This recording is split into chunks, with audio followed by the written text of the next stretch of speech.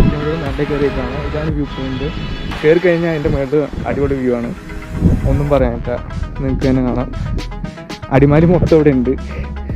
അടിമാലി ഇത് ആ സൈഡിലായിട്ടാണ്, ഇത് കുമ്പമ്പാറ ആ സൈഡൊക്കെ ആയിട്ടാണ് വരുന്നത്. നല്ല വ്യൂ പോയിൻ്റാണ്. ഒരു പ്രാവശ്യം എന്തൊക്കെയാണെന്ന് എല്ലാവരും വരണം അടിമാലി താമസിക്കുന്നെങ്കിൽ.